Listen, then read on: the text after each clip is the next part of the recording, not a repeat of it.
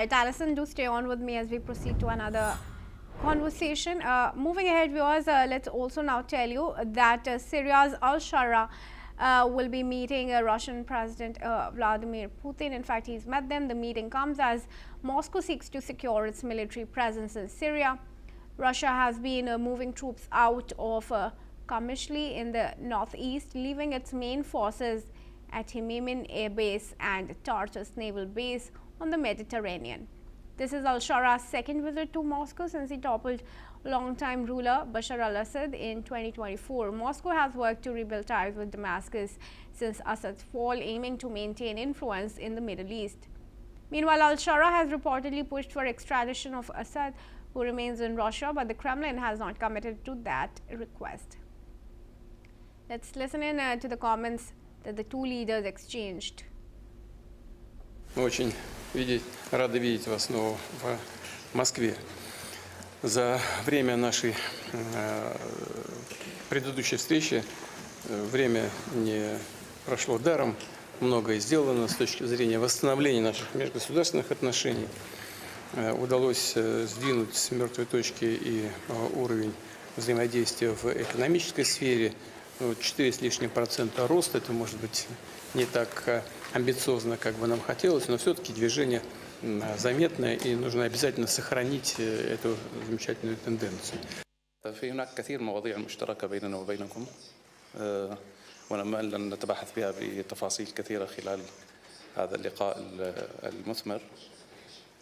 أعتقد أن سوريا خلال العام الماضي مضت خطوات كثيرة وتجاوزت مراحل وعقبات، وكان آخرها تحدي توحيد الأراضي السورية، وكانت مواقف سوريا خلال العام الماضي مؤيدة لوحدة الأراضي السورية، وسوريا لها دور تاريخي أيضا في سوريا في وحدة واستقرار ليس فقط سوريا وإنما الإقليم بأكمله، ونأمل أن تستمر هذه الجهود حتى تكون منطقة الشرق الأوسط في أفضل حال من الاستقرار والتنمية، وننتقل من حالة الخراب والدمار إلى حالة الاستقرار والتنمية. شكرا لك سيد الرئيس. All right, Alison continues to stay with us, requested to join us back. Alison, this really is a tough position for Russia, I believe, because it's meeting with Al-Sharaa when Assad continues to remain in exile. How significant is really this meeting? Yes, it's a very tricky situation for Russia, but Russia has every interest in welcoming Al-Sharaa back after just a few months. He was there in October because it wants to keep a military presence in Syria. Now, as you said in your report before, there is some presence, but it is being reduced. But these are the only military outposts that Russia has outside the former Soviet Union. So it's very important for them to have this position on the Mediterranean and in the Middle East. So I think Putin or the Kremlin is playing both sides. He hasn't agreed, or the Kremlin hasn't agreed to extradite Assad. And I don't think that would be a decision taken very lightly. It's it's the power that Putin does retain. But I think that also Putin is quite happy.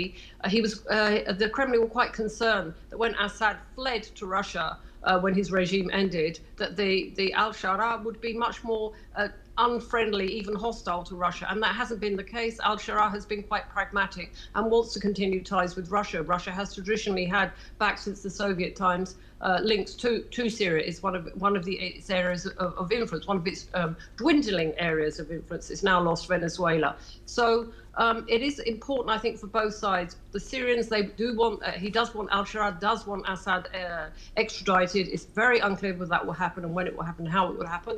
But also, he wants to retain good traditional relations with the Kremlin.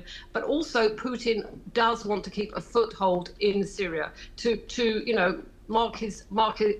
make his imprint on the world stage.